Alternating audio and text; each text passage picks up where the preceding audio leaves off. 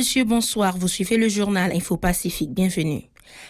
À la une de l'actualité, commémoration de la Journée mondiale de la liberté de la presse ce 3 mai autour du thème « L'information comme bien public ». L'occasion pour le secrétaire général de l'ONU d'exhorter tous les gouvernements à défendre la liberté, l'indépendance et la diversité des médias. Le bureau de l'Organisation des Nations Unies pour l'éducation, la science et la culture UNESCO en Haïti a organisé une cérémonie à Port-au-Prince dans le cadre du 3 mai.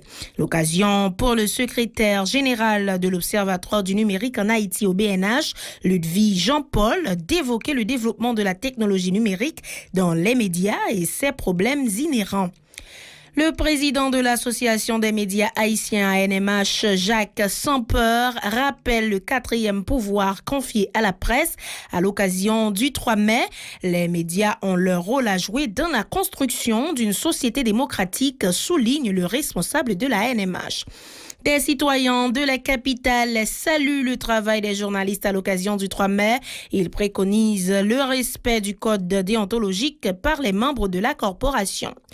Le président de la République, Jovenel Moïse, déterminé à réaliser des compétitions électorales à la fin de l'année, il se dit prêt à laisser le pouvoir le 7 février prochain. Et à l'étranger, en République démocratique du Congo, la vaccination a permis d'en finir avec une nouvelle épidémie d'Ebola. Voilà, madame, monsieur, ce qui fera l'essentiel de ce journal. Restez des nôtres, on vous revient après la pause. Si vous jugez que cette vidéo est intéressante, n'hésitez pas à liker et partager la vidéo. Et surtout, n'oubliez pas de vous abonner à cette chaîne et activer la cloche de notification pour ne pas louper aucune de nos vidéos. Le développement des titres, c'est maintenant la commémoration de la Journée mondiale de la presse. C'est ce lundi, l'information comme bien public. C'est le thème retenu cette année par les Nations Unies qui a mis l'accent sur le rôle des médias et la préservation du droit à la liberté d'expression. L'ONU a souligné les difficultés rencontrées par les travailleurs de la presse ces derniers mois, le phénomène de la désinformation et la multiplication des discours haineux. Elle rappelle aussi qu'Haïti occupe cette année la 87e place au classement mondial de la liberté de la presse de Reporters sans frontières.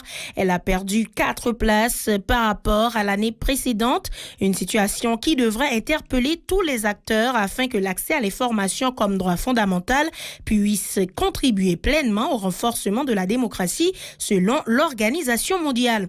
Elle encourage le développement de structures organisées et de médias plus responsables, invitant les autorités à mettre en œuvre les recommandations dans le cadre de l'examen périodique universel et du Comité des droits de l'homme par rapport au droit à l'information et à la liberté de la presse en Haïti. Le secrétaire général de l'ONU, Antonio Guterres, exhorte tous les gouvernements à défendre la liberté, l'indépendance et la diversité des médias selon un communiqué en date du 3 mai. Le bureau de l'Organisation des Nations Unies pour l'éducation, la science et la culture UNESCO en Haïti a organisé une cérémonie à Port-au-Prince pour marquer le 3 mai, l'occasion pour le secrétaire général de l'Observatoire du numérique en Haïti, Ludwig Jean-Paul, d'évoquer le développement de la technologie numérique dans les médias et ses problèmes inhérents. Il souligne qu'à l'aide de la technologie numérique, la circulation de l'information se fait beaucoup plus rapidement, mais le bon traitement des textes fait défaut. Ludwig Jean-Paul prône le professionnalisme dans la gestion de l'information. Ses propos recueillis par Mackerson Mixil. Le numérique bouscule l'organisation des entreprises. La communication se voit affectée par son développement. C'est au fait toutes nos sociétés que transforme le numérique. L'information aussi est tributaire du développement de cette technologie qui devrait la rendre plus accessible. Nous disons bien devrait, parce que certaines fois, c'est tout le contraire. Certes, l'information nous parvient plus vite et en quantité. Malheureusement, elle n'est pas toujours de qualité. Publiée par mauvaise foi, négligence ou incompétence, il en résulte la mésinformation et la désinformation. Si ces problèmes sont loin d'être nouveaux, ils ont pris de l'ampleur avec les voies expresses de communication que sont les médias sociaux. De son côté, le président de l'Association des médias haïtiens, Jacques Sampeur, rappelle que la presse représente le quatrième pouvoir. Il en a profité pour dénoncer les brutalités policières et les actes d'intimidation dont sont victimes les membres de la corporation journalistique, alors que les médias ont leur rôle à jouer dans la construction d'une société démocratique. Le président de la NMH souligne que l'objectif premier des médias consiste à desservir le public en dépit de leur ligne différentes. Pour sa part, le ministre de la Communication, Pradel Enriquez, a mis l'accent sur l'importance des médias dans la société en proie à des scènes de violence. Il a annoncé la mise en place d'un programme baptisé La culture de la paix, de concert avec l'Organisation internationale de la francophonie et l'UNESCO. Écoutons tour à tour Jacques Sampeur et Pradel Enriquez.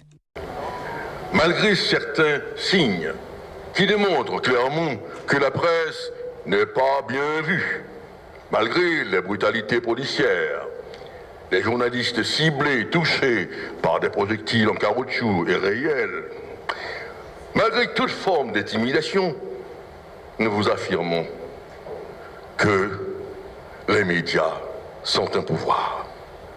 J'ai noté qu'il y a une étrange violence dans notre société. Je pense que la communication joue un rôle. Si la communication n'est pas responsable de cette violence, elle doit pouvoir travailler à conspuer cette violence. C'est dans ce sens que j'ai travaillé souvent avec nos amis de l'OIF, nos amis de l'UNESCO, pour que nous mettions ensemble un programme qui s'appelle la culture de la paix.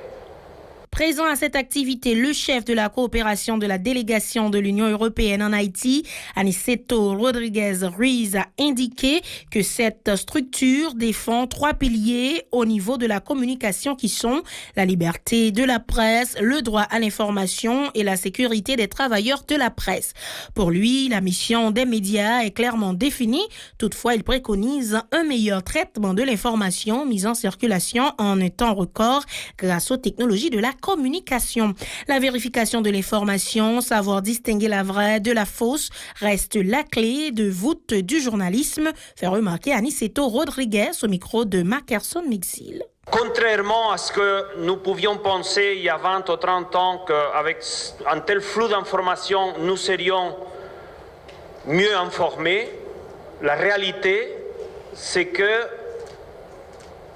on n'est pas mieux informés.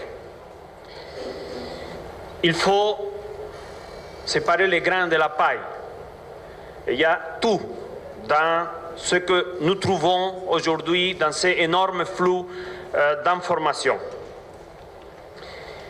Donc souvent il est difficile de distinguer le vrai du faux, mais nous devons garder à l'esprit, c'est vérifier les informations avant de les publier. Pour le représentant régional de l'Organisation internationale de la francophonie, Emmanuel Adjovi, le paysage audiovisuel haïtien a subi de sérieuses transformations. Selon lui, l'information circule plus rapidement sur les réseaux sociaux. De son côté, le représentant du Bureau des Nations Unies en Haïti à la cérémonie, El Mehdi Mouftar, rappelle que l'information est généralement d'ordre public. Il renouvelle l'engagement des Nations Unies à œuvrer en vue du renforcement de la protection des travailleurs de la presse et de la promotion de la liberté d'expression en Haïti. Emmanuel Adjovi, suivi d'El Mehdi Mouftar. En observant par exemple la réalité au niveau d'Haïti, au niveau du paysage audiovisuel, il faut bien se rendre compte que le paysage audiovisuel haïtien s'est transformé radicalement ces dernières années. Et on s'est rendu compte d'ailleurs que depuis les événements de juillet 2018, le premier média haïtien, c'est WhatsApp. Nous voulons souligner le rôle du plan d'action des Nations Unies sur la sécurité des journalistes plan d'action qui vise à créer un environnement sûr pour les professionnels des médias dans le monde entier. Mesdames, Messieurs, parce que l'information est un bien public, les Nations Unies veulent en cette occasion spéciale renouveler leur engagement à renforcer la protection des journalistes. Des citoyens de la capitale saluent la commémoration de la Journée mondiale de la presse, indiquant qu'ils reconnaissent l'importance des médias en dépit de certaines dérives constatées dans le secteur.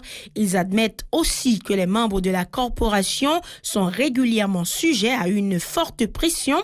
Ces Port-au-Prince invitent les concernés à faire du journalisme un sacerdoce en dépit des difficultés inhérentes à la profession. Ils ont profité du 3 mai pour réclamer justice pour tous les journalistes victimes de l'exercice de leur métier. Écoutons-les au micro de Hirsch Résil et Kessie Julien. Mais ça n'est capable de constater, c'est que il y a un pile dérive. Mais là, on parle de dérive, c'est pas seulement, c'est pas modernité qui peut dériver, c'est pas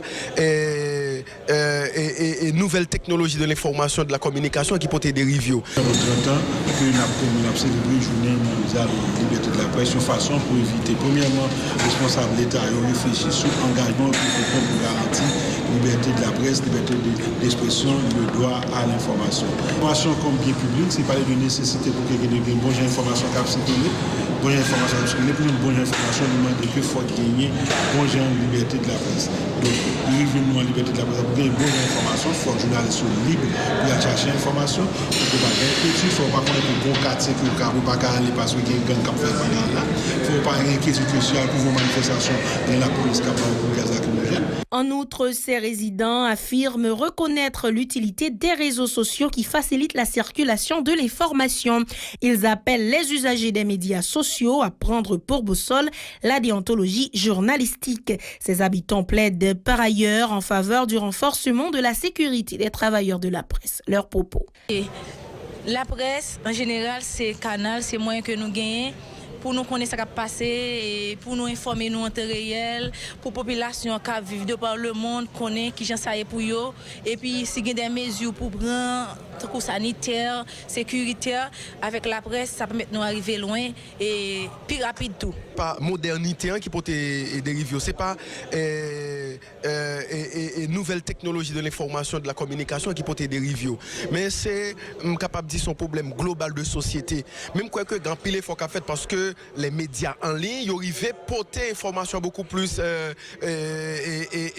beaucoup plus rapide, mais moi quoi que pas vraiment gagner yon gourmet systématique contre la liberté de la presse.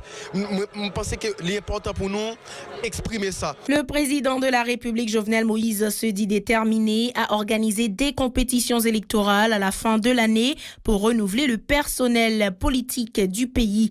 Le chef de l'État a indiqué qu'il laissera le pouvoir en février prochain. Suivons. Fin année, pour une élection, ça veut dire qu'a commencé dans le 3e trimestre année 2021 pour le finir dans fin année. Élection pour venir député dans le pays, pour venir sénateur, magistrat, kazek, président dans le pays. C'est élection. Pas une question de type scout, monsieur. Si nous connaissons l'autre président, nous connaissons réunion avec eux pour dire, monsieur, oh président, pays a crasé sous bas de gageau pour faire sacrifice. Pas de sacrifice qui doit grand pour Haïti, monsieur. Sacrifice qui doit grand pour Haïti. C'est travail. Et c'est la dame. Et nous, elle doit grand, et c'est lui fait.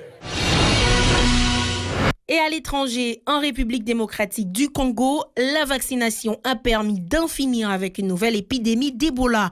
3 mois après la réapparition de la maladie dans le Nord Kivu, le ministre de la Santé Jean-Jacques Bungani n'a pas caché lundi son soulagement. Il a annoncé officiellement la fin de l'épidémie.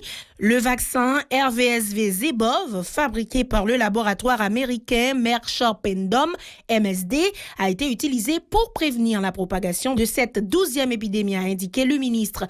L'épidémie a fait sa réapparition dans une zone du Nord Kivu, Butembo, frappée entre août 2018 et juin 2020 par la plus forte poussée de fièvre hémorragique. Ebola dans toute l'histoire de la RDC ayant près de 2287 morts. L'Organisation mondiale de la santé, OMS, avait élevé la précédente épidémie dans l'Est au rang d'urgence sanitaire internationale par peur de sa propagation. Voilà, madame, monsieur, c'est la fin de ce journal. Merci de l'avoir suivi. Restez des nôtres pour la suite de la programmation.